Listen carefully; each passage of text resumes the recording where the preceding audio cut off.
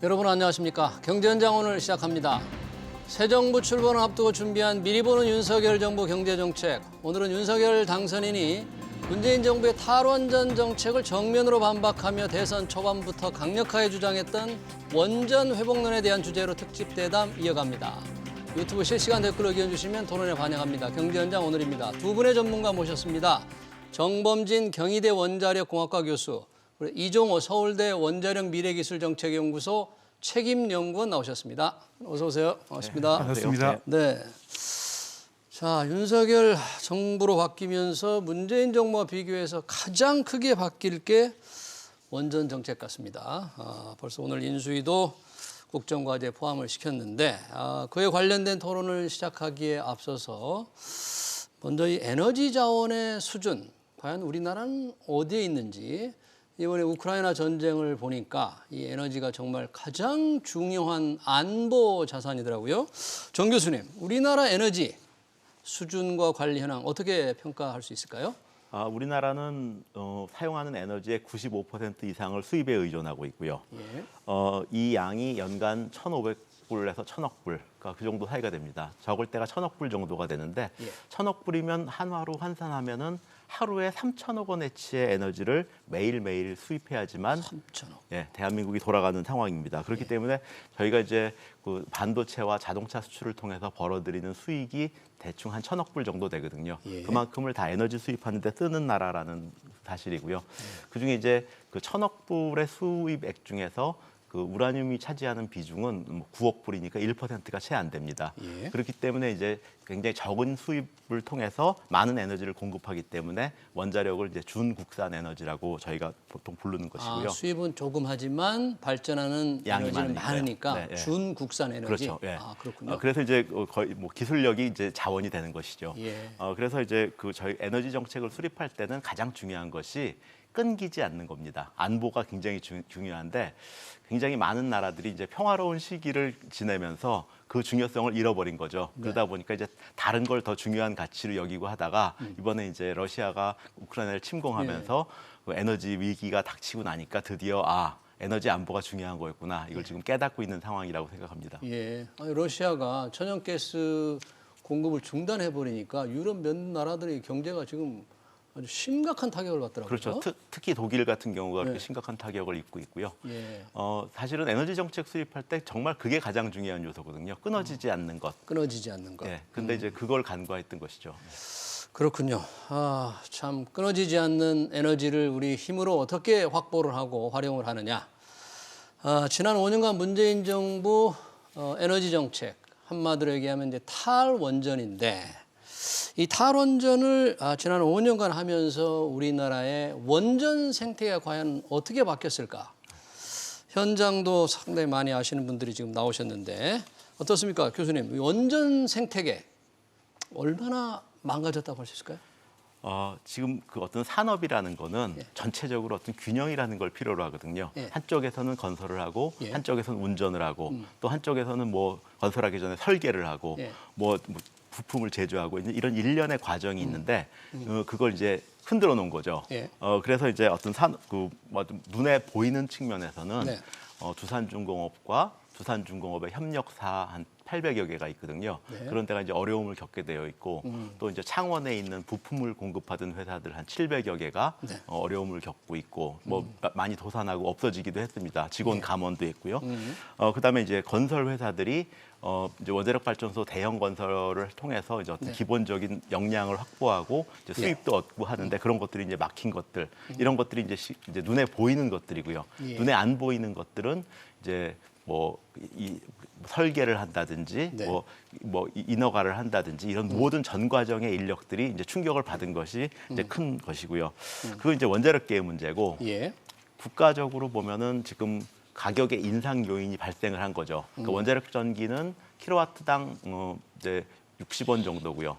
석탄은 80원, 그다음에 LNG는 120원, 그다음에 재생에너지는 한 200원 정도가 되는데 예. 그렇게 공급받아서 한전은 국민들한테 110원에 팔았거든요. 어. 그러니까 이제 원자력 전기를 하면은 1kW당 50원씩 이득이 남는 이익이 거고 남는데, 예. 석탄은 한 30원 남는 거고 예. LNG 10원 손해. 그다음에 이제 재생에너지 하면 90원 손해 이렇게 되는 거죠. 예. 근데 탈원전 정책을 하게 되면 원자력과 석탄을 없애고 네. 비싼 전기로 넣게 되니까 당연히 비싸지는 건데 전기요금이 이제 인상 요인이 발생한 거를 억제를 했던 거죠. 그래서 이제 한전의 부채가 뭐 늘어나고 영업 손실이 늘어나고 네. 또 이제 채권 발행이 늘어나고 이런 일들이 생겼는데 네. 사실은 그거는 이미 이제 그 문재인 정부에서 발생된 부채인데 제가 볼 때는 윤석열 정부에서 그거를 전기요금 인상을 통해서 네. 정상화를 시켜야 되는데 아마 윤석열 당선인께서는 굉장히 억울할 것 같습니다. 당신이 저지르지 않은 것들에 대한 뒷감당을 맡게 됐기 때문에. 예.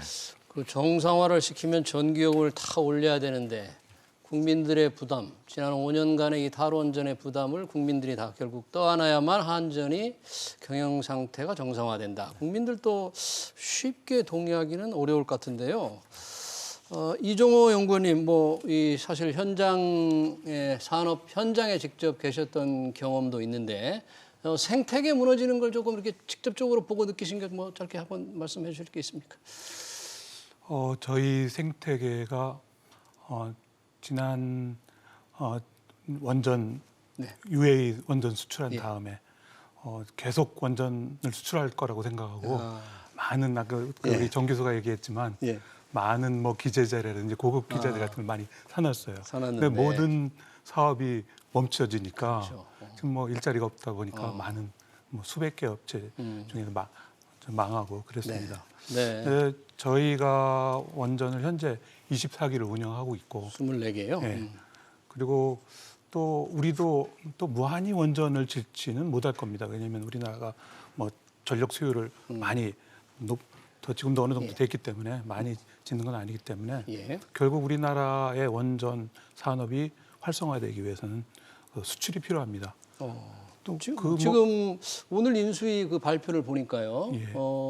수출 산업화하겠다. 성장 신성장 동력으로 삼겠다. 예, 그 10개 강력한 의지가 표명이 돼 있는데 전체적으로 우리가 수출할 수 있는 국제적으로 지금 원전 건설 현황 이런 건 어떻습니까? 예, 지금 잘 아시겠지만 최근 기후 위기 때문에 탄소 중립 때문에 원전의 중요성이 강조됐고요. 예. 또 우크라이나 사태 때문에 에너지 안보, 본인들이 자국이 스스로 에너지를 갖고 있지 않으면 안 되겠다. 그래서 유럽의 많은 나라, 영국, 프랑스 많은 나라들이 원전을 하려고 하고 있고요. 다시 하려고. 예. 네. 또 다른 중동이나 아프리카까지 심지어 아프리카까지 하려고 하고 있습니다. 이거 시장 규모로 보면 예. IEA가 보면은 한 400 내지 600기까지 2050년까지 400 내지 600기가 필요하다고 하고 있고요. 새로 지어야 될 거다. 예. 400년. 예. 또 요즘 SMR이 개발되고 있는데 소형 원자로 원전이요? 소형, 중소형, 모듈형 원전입니다. SMR이 개발되고 있는데 영국 국립연구소에 따르면 2035년까지 한 65개에서 85기가와트, 그러니까 상당히 연 한 150조 정도의 수출 시장이 창출될 거라고 봅니다. 그래요. 그런데 저희가 최근에 보면 중국은 유럽에서 신뢰성이나 이런 것 때문에 영국 같은 데나 퇴출되겠고요. 러시아도 또 이번에 우크라이나 전쟁 때문에 핀란드라든지 여러 나라들이 러시아 원전을 안 짓겠다고 하고 있고요. 지금 남은 나라는 지금 저희 한국하고 우리 한국하고 프랑스하고 미국뿐입니다. 한국, 프랑스, 미국만이 이제 수출을 좀 적극적으로 할 수 있는. 예. 그런데 또 살펴보면 예. 미국은 저희보다 한 2배 이상 원전이 비쌉니다. 단가가 비싸요. 예. 물론 미국도 좀 싸지겠지만 현재 엄청나게 차이가 납니다. 우리가 훨씬 그렇게 싸게 지을 수 있다 이거죠. 그리고 프랑스는 건설 비쌀 뿐더러 건설 공기도 상당히 길게 아직도 완공을 못 하고 있습니다. 우리보다 훨씬 먼저 핀란드하고 자국 내 프라망빌이라는 원전에 건설을 시작했는데 아직도 완공을 못 하고 있습니다. 공기가 프랑스는 우리가 훨씬 길다. 예. 그래서 결국은 우리가 수출할 수 있는 절호의 기회입니다. 우리가 삼국이 남아 있는데.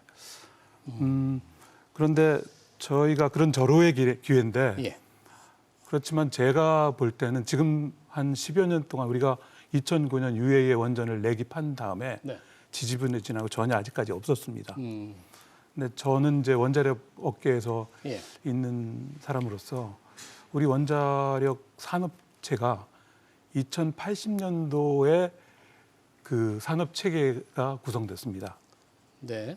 그 기술 자립을 위해서 산업 체계가 구성됐습니다. 근데 그게 아직 전혀 바뀌지 않고 그대로 있습니다. 예. 그러니까 지금 우리도 이 수출에 맞는 체계로 네. 원전 산업 체계도 저는 바꿔야 된다고 생각하고 산업 체계를 바꿔야 된다. 그래서 저희가 열심히 한다면 10기 꼭 수출해서 국민들한테 그야말로 고급 일자리, 고품질의 일자리를 제공하고 싶습니다. 오늘 보니까 윤석열 당선인이 원전 10기 이 해외 수주 목표를 이렇게 발표를 했는데 그럼 그 정도 우리 역량으로 지금 가능한 상태라고 보여요? 네, 저는 충분히 가능하다고 보고요. 예. 아까 이종호 박사님께서는 말씀하신 것처럼 지금 미국 그 기술이 우리보다 2배 비싸졌고 프랑스 기술이 어떤 준공 기술이 늦어지고 10년씩 지연되고 있고 한 상황이기 때문에 네. 우리가 UAE에서 또 굉장히 좋은 실적을 보여줬거든요.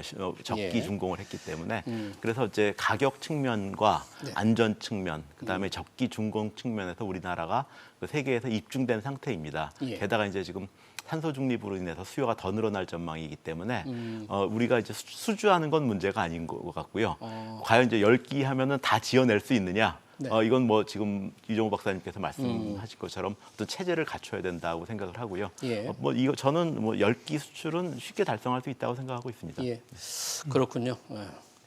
이 사실 지금 원전 관련해서 우리 정부에서 왜 2030년 지금 탄소 배출량 2018년 대비 40% 줄이는 국가 온실가스 감축 목표를 발표했잖아요. 윤석열 당선인도 그 목표는 달성을 하겠다, 지키겠다. 국제적인 약속이고 해서 지키겠다 그러는데 방식을 이제 원전으로 하겠다. 원전 활용도를 훨씬 높이겠다. 어떻게 할 수 있는 겁니까? 그 목표를 지킨다. 그러면 문재인 정부에서 지켜가는 목표의 방식과 윤석열 정부에서 지켜가는 목표의 방식, 에너지 구성이 완전히 달라지는 겁니까? 예, 맞습니다. 근데 그 기존 방식보다 아주 쉬운 방식이라고 할 수 있습니다. 쉬운 방식이다. 예. 어떻게 되냐면 네. 기존에 신한울 3, 4호기를 예. 건설 중지하고 있었고요. 네. 또 지금 현 정부 문재인 정부에서 수명 인허가 기간이 만료되는 원전에 계속 운전을 추진하지를 않기로 했는데 예. 그것만 폐기해서 그냥 중지된 원전을 계속 즉시 재개하고 예. 또 그 만료된 원전에 예. 계속 운전을 실시하면 35% 이상을 원전 비중이 되고 네. 또 우리가 하는 2030년 NDC 네. 목표 전환 부분의 42%를 충분히 달성할 수 있습니다. 잠깐 그래프를 좀 네. 보여주셨으면 합니다. 예. 2030년 그 투자비 증가의 그래프. 2030년 투자비가 어떻게 달라지느냐를 보여주는 NDC 시나리오별 투자비 증가액이 있네요. 제가 좀 전에 쉽게 할 수 있다고 그랬는데 네. 우선 비용으로 보면 원전 정상화, 지금 제가 말씀드린 걸 한마디로 원전 정상화라고 그걸 원전 정상화라고 한다. 표현하겠습니다. 예. 원전 정상화하고 신재생을 20%로 한다면 예. 저 두 번째 막대 그래프처럼 기존 한 273조가 들어갈 걸. 한 150조 정도로 반으로 줄일 수 있습니다. 비용을 훨씬 절감할 수 있다. 예. 그러면서 그 그래프 온실가스 배출량 그래프도 온실가스 띄워주십시오. 배출량을 한번 볼까요? 그러면 에너지 원별 온실가스 배출이 시나리오별로 예. 어떻게 달라지는지. 예. 네. 그럼 2018년 보면 네. 그 전력을 생산하는 부분에서 2억 6,900만 톤을 배출하게 되는데 예. 정부 안으로 하면 1억 한 5천만 톤을 배출합니다. 네. 근데 원전 정상화 안으로 하면 네. 그 1억 4천만 톤 정도만 배출하는 더 초과 달성할 수 있습니다. 저 원전 정상화에는 신재생 에너지도 에너지 구성에서 20%나 차지하는 거로 되어 있네요. 그렇죠. 예. 지금 신재생 에너지가 10%가 안 되죠? 현재는 10%가 안 됩니다. 상당히 그것도 늘어나는 현재네요. 예. 그래서 아까 비용에서 예. 어느 정도 140조 정도는 들어가는 겁니다. 네. 그 마지막 그래프 하나만 더 보여드릴까요? 저희 발전 단가 그래프 좀 보여드릴게요. 발전 단가, 시나리오별 예, 발전 예. 단가를 그럼 한번 현재 보겠습니다. 2020년을 네. 뭐 100이라고 표현한다면 예. 정부한 대로 하면 130권, 40%가 올라가게 되는 발전 거고. 단가가 저렇게 올라간다. 예, 예. 원전을 정상화시키면은 신재생을 20% 늘린다 하더라도 14% 정도면 그 정도면 충분히 그 되겠다. NDC를 만족하고 저렴하게 우리 전력을 공급할 수 있습니다. 그러니까 NDC를 원전을 활용한다면 우리 연구원님 의견으로는 투자비도 적게 들고 네. 에너지 전기용 올라가는 것도 적게 올라가는 그래서 좀 쉬운 방법이 있는데 네. 그 쉬운 방법을 안 썼다. 그런 쉬운 방법이 있는 반면에 우리 시청자 중에서는 그런 질문도 있네요. 원전으로 생산한 에너지가 당장은 저렴하지만 다른 측면을 생각하면 사용한 해결료를 아주 오랫동안 잘 관리를 해야 되니까 이 비용을 생각하면 결코 저렴한 것이 아니다. 사용 후 해결료 어떻게 할 것인가. 두 분 중에 한번 조금 이따가 그 설명을 해줬으면 좋을 것 같고요. 제가 정 교수님 한 가지만 우리 이 책임연구원 말씀하신 것 중에 신한울 3, 4호기를 다시 공사를 재개를 하고 원전의 수명을 연장하는 게 윤석열 당선인의 계획인데 그게 생각보다 어려워서 쉽지 않을 거다. 이런 분석이 있던데 그 안 그렇습니까? 뭐 제도와 절차라는 것들이 있는데 이전 정부에서 이제 그런 것들을 많이 무너뜨려 놓은 것들이 있거든요. 그래서 무슨 전력 수급 계획에 들어가 있었던 신한울 3, 4호기 건설 계획을 뺐다든지 뭐 계속 운전을 이제 해야 되는데 그러면 이제 신청하는 시기를 뭐 놓치게 만들었다거나 뭐 이런 것들이 있기 때문에 그런 것들에 대한 어떤 공백 그다음에 어떤 절차를 회복하는데 상당한 어떤 노력이 필요할 거라고 생각하고요.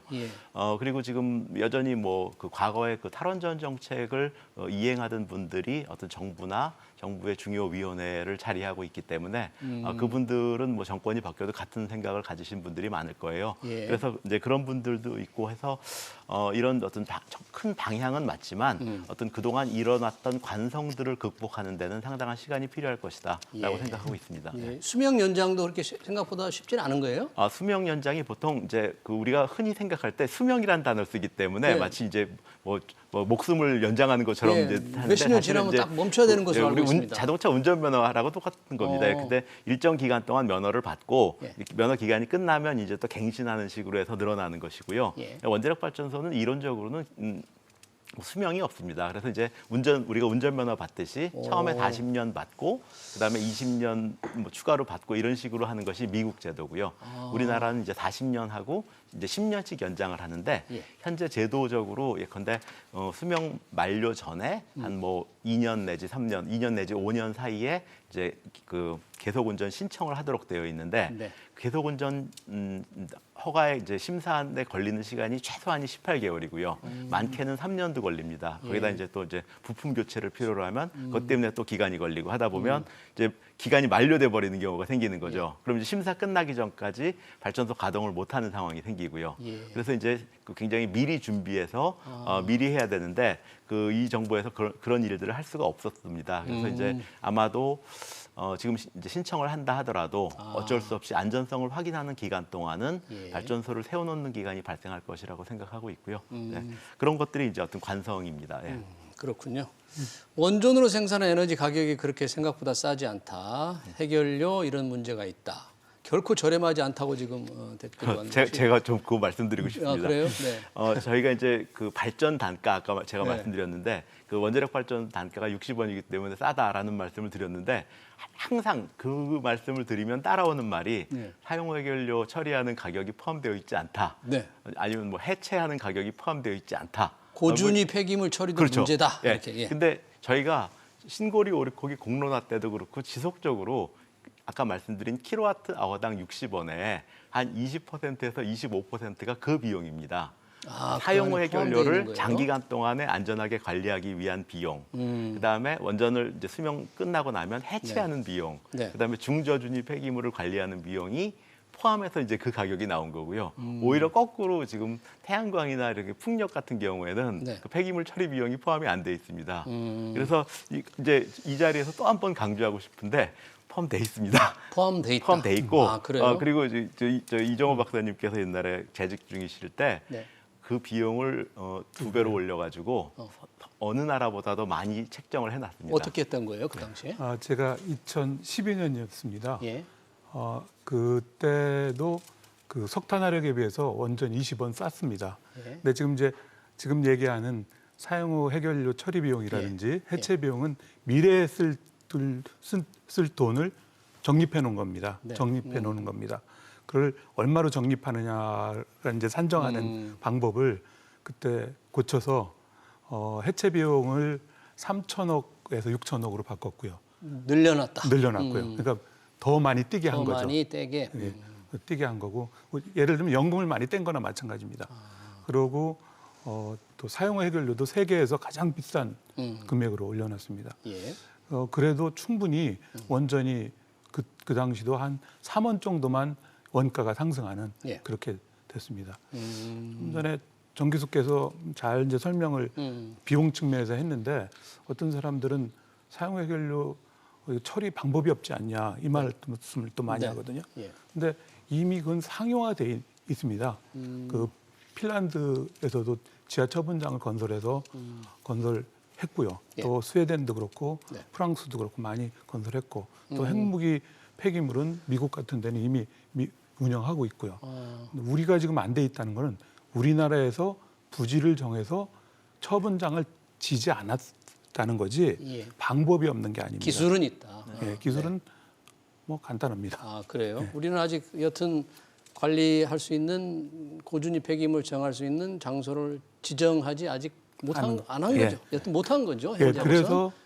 그래서 사실은 박근혜 정부에서도 그 계획을 세웠고 예. 문 정부에서도 근데 5년 동안 논의만 하다 그냥 갔고 그래서 새로운 윤석열 정부에서는 빨리 정해 주십시오 하는 게 우리 원자력계 또 바람이고 그렇게 해 주셔야 됩니다. 그 정하는 것이 지역 주민들의 그 동의를 얻는 것보다는 동의를 얻는 게 꽤 어려운 일이죠. 그렇지 않습니까? 그렇다고도 볼 수 있는데 사실은 지금 저는 이제 현장에서 근무할 때 네.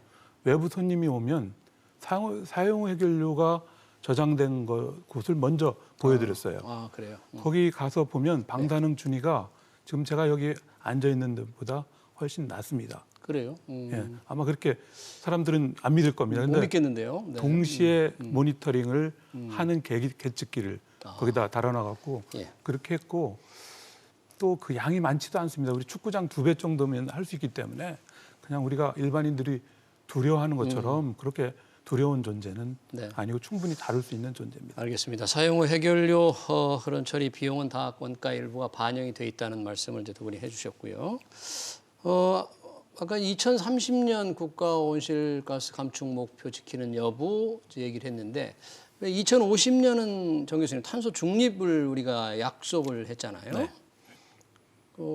이거는 반드시 지켜야 될 약속입니까? 우리가 법으로 정한 거죠. 어떻게 국제적으로 어떻습니까?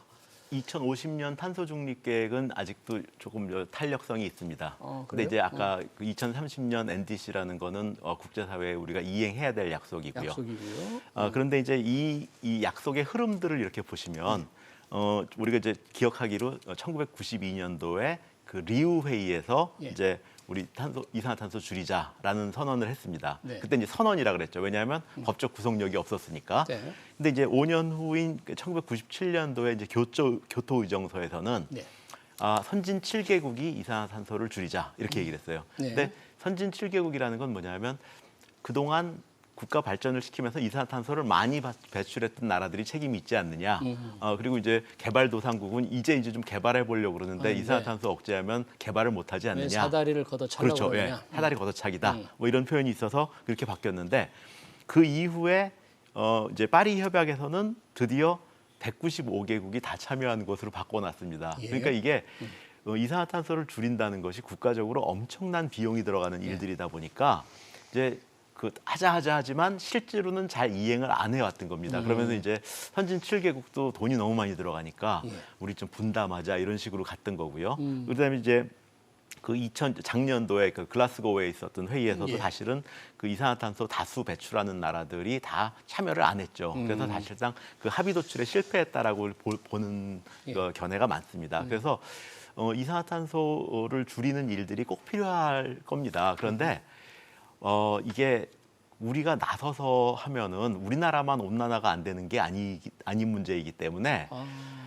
다른 나라랑 눈치를 봐가면서 좀 같이 가야 되는 일이지 예. 우리가 어떤 과감한 계획을 발표하는 것이 국익 차원에서 별로 도움되는 일은 아니다. 좀 모범적으로 우리가 선도적인 모습을 보이는 게 이렇게 별로 우리 국익에 큰 도움이 안 될 거다. 그렇죠. 우리는 모범이라고 생각하지만 남들은 호구라고 생각할 수가 있거든요. 바보라고 생각한다. 예, 그렇기 때문에 다른 나라 눈치도 좀 봐가면서 네. 이제 다른 나라도 독려하고 우리도 함께 하고 하면서 부담을 같이 져야지. 예. 그 다른 나라들은 안 하고 우리만 열심히 하는 게 우리 국익적인 차원에서도 도움이 안 되고요. 세계 전체적으로 봐서도 다른 나라 안 하는데 한 나라만 열심히 하는 게 크게 도움될 건 아닙니다. 예. 네. 문재인 정부에서는 이제 2050이 탄소 중립에 관한 에너지원 구성에서 신재생 에너지 비율을 70%로 잡았지 않습니까? 네. 만약에 그대로 하게 된다면 네. 그 전기 요금을 엄청나게 부담하게 될 것 같아요. 어떻게 제가- 될까요? 만약 그대로 간다. 제가 이렇게 계산을 해봤는데 800테라와트를 800테라와트 아워를 재생에너지를 공급하겠다 이렇게 돼 있어요. 근데 원래 초안에는 그 안이 나오기 초안에는 태양광이랑 풍력을 500기가와트를 설치하겠다 이런 네. 거였는데 실은 우리나라의 전력량이 최대 전력량이 100기가와트예요. 그러니까 우리나라 대한민국에 있는 모든 발전소의 총 용량의 5배에 해당되는 재생에너지 설비를 이제 확보하겠다는 계획이었습니다. 그래요? 그러니까 이제 그걸 너무 무리하니까 이제 총량으로만 설명을 해놨는데 그럼 500기가와트 정도를 태양광을 설치를 한다 그러면 한 1,000조 원 정도가 들어갑니다. 그리고 그래요? 이제 그 기술적으로 아까 뭐 이제 우리나라가 필요한 거 100에 500%가 들어있다고 하는데 재생에너지가 한 20%를 초과하면은 예. 전력망이 불안해지기 때문에 기술적으로 전력망을 안정하게 만들 방법이 없습니다. 현재적으로는 전체 에너지원의 20%를 넘으면 전체 전력량의 전체 전력량의 20%를 넘어가면 전력망을 뭐 220V, 60Hz를 일정하게 유지할 수가 없습니다. 예. 그래서 실은 지금 재생에너지가 많이 보급되어 있는 제주도나 예. 또 전남 태양광이 많죠. 네. 여기는 이제 순간순간 이제 재생에너지가 많이 생산되는 순간에는 일시적으로 남으니까. 남는 게 아니라 예. 20%를 초과하게 되면 그냥 세워두도록 합니다. 그래요? 근데 이제 그걸 500%를 공급할 계획을 했다는 건 사실 기술적으로는 아직까지 가능하지 않은 계획입니다. 그러면 2050 탄소 중립 신재생 에너지 비율 70% 전제로 한 것은 좀 터무니없다 그런 거 봐야 되나요? 제가 예. 한마디로 말씀드리면 실현 불가능한 계획이다. 그러니까 불가능한 계획을 제가 이제 그 퇴직을 앞두고 작년부터 그 2050 탄소 중립 계획을 별도로 분석을 해봤습니다. 그래요. 네. 분석을 해봤는데 네. 우선 전제가 이 정부에서 그 잠재 가능량, 신재생 에너지의 잠재 가능량을 평가한 게 있습니다. 신재생 에너지 잠재 발전 가능한 가능량. 예. 그게 한 670 테라와트 아워입니다. 테라와트 아워. 네. 근데 이 정부의 2050 계획은 예. 그거보다만 한 730에서 890 테라와트입니다. 네. 우선 잠재 가능량보다 더 많이 더 많은 생산한다는 거고 또 실질적으로 아까도 이제 정 교수가 얘기했지만